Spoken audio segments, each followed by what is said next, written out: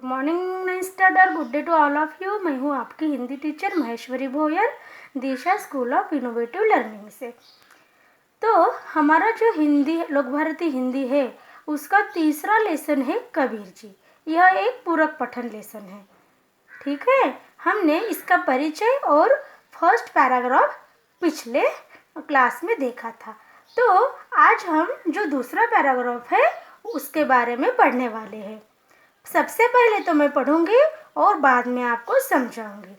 ठीक है, तो चलिए स्टार्ट करते हैं। कबीरदास की वाणी वह लता है जो योग के क्षेत्र में भक्ति का बीज पड़ने से अंकुरित हुई थी। उन दिनों उत्तर के हठयोगियों और दक्षिण के भक्तों में मौलिक अंतर था। एक टूट जाता था पर झुकता न था, दूसरा झुक जाता था पर टूटता न था।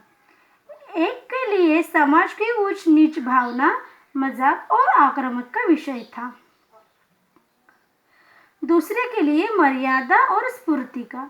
संसार में भटकते हुए जीवों को देखकर करुणा के अश्रु से वे कातर नहीं हो आते थे, बल्कि और भी कठोर होकर उसे फटकार बताते थे।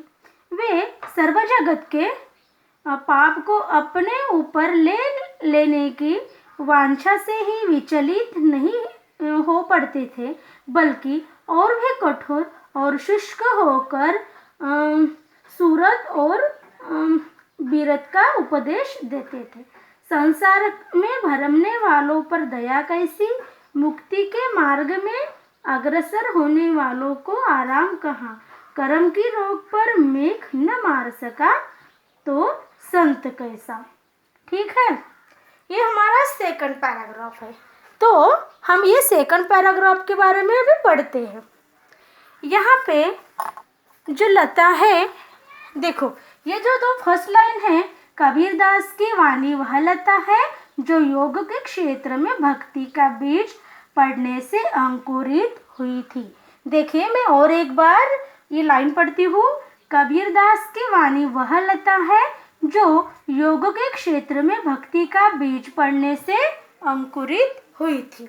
यहाँ पे जो लता शब्द आया है, वो लता शब्द मतलब वो लड़की का नाम नहीं है, बल्कि यहाँ पे लता का मतलब एक बेल है। बेल मतलब जिसे हम मराठी में वेल वगैरह बोलते हैं ना, वो है कि नहीं। एक आधे पेड़ पर वगैरह वो चढ़ता है किसी का आधार लेके, तो उसे कहते हैं बेल।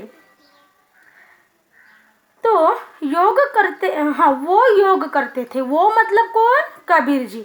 वो योग करते थे और उनके मन में भक्ति जागृत हो गई और वो अंकुरित भी हो गई। भक्ति जागृत हो गई और वो अंकुरित भी हो गई। और वो जो भक्ति का बीज था, भक्ति के बीज जो अंकुरित हुई है कि नहीं, वो अंकुरित हुई ना, वो बीज था भक्ति का। फिर उनके वाणी में लता थी वो बढ़ने लगी, मतलब जो लता थी वाणी में वो बढ़ने लगी, मतलब वो जो बेल था, वाणी रूपी बेल, वो सहजता से बढ़ने लगा। ओके। हठयोगी, हठयोगी मतलब क्या होता है, योग का एक प्रकार है। इस तरह समाज में दो प्रकार के योगी थे। कोई टूट जाते थे लेकिन झुकते नहीं थे, तो दूसरी तरफ झुक जाते थे लेकिन वो टूटते नहीं थे। उसी समय समाज में ऊंच नीच की भावना बहुत चलती थी, मतलब यह ऊंची जाति का है और तो नीची जाति का है, ऐसे भेदभाव बहुत ज़्यादा होता था।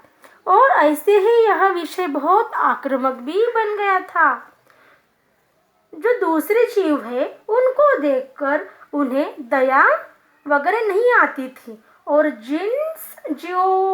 जीव अश्रु बहाते थे, और जो जीव अश्रु बहाते थे वो अश्रुओं को देखकर भी कठोर हो जाते थे। वो मतलब यहाँ पे कौन है, जो योगी है। दो प्रकार के जो योगी, उत्तर के और दक्षिण के जो योगी बताए हैं, वो अश्रुओं को देखकर भी कठोर हो जाते थे और उन्हें फटकार देते थे, और इस तरह आंसू बहाना वो मानते नहीं थे। पर यह देख देखकर वह और भी कठोर हो जाते थे और स्ट्रांग हो जाते थे।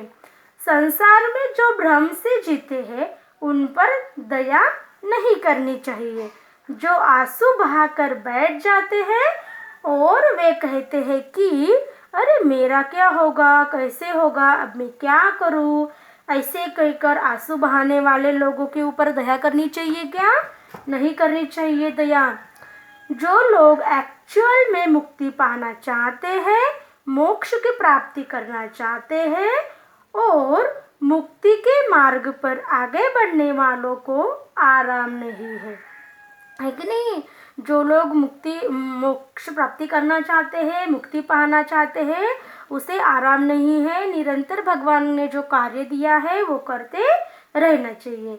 अगर उसके कर्म का कोई प्रॉब्लम लाइफ में आता है, जो अपने कर्म रहते हैं उसका प्रॉब्लम अपने लाइफ में जो आता है, तो उसके ऊपर हमें निराकरण मतलब उसका निराकरण करना चाहिए। उसके जो प्रॉब्लम है उसका हल निकाल कर हमें आगे बढ़ना चाहिए।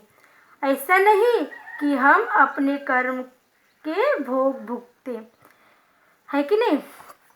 हमें अपने कर्म के जो भोग है वो भुगतने के लिए वो भुगतने ही होते हैं, लेकिन हमें हमेशा अच्छे कर्म करते रहना चाहिए। भगवान ने जो हमें कार्य सौंपा है वो हमें निरंतर करते रहना चाहिए। ओके, अभी जो यहाँ पे लाइन है, मुक्ति के मार्ग में अग्रसर होने वालों को आराम कहाँ, कर्म की रोक पर मेघ न मार सका तो संत कैसा। ओके, ये जो 2 लाइन है ना, है कि नहीं, ये जो 2 लाइन है यहाँ बताते हैं हमें जो भी प्रॉब्लम आता है उसे हमें बहुत ही स्मार्टली सॉल्व करना चाहिए। कोई भी प्रॉब्लम हो हमें बहुत होशियारी से सॉल्व करना चाहिए। हमारा प्रॉब्लम है तो हमें ही हमेशा सॉल्व करना चाहिए। और ये जो 2 लाइन है उसी का जो मतलब है ये दोहे में भी बताया है। ये जो 4 लाइन का है ये है कबीर जी का दोहा। मैंने स्टार्ट में ही आपको बताया था। तो चलो ये जो 4 लाइन है कि नहीं, इसका अर्थ हम अभी देखते हैं। ओके, तो चलो यहाँ तक अभी एक हो गया और नेक्स्ट वीडियो में मैं ये 4 लाइन का अर्थ आपको बताती हूँ। ठीक है।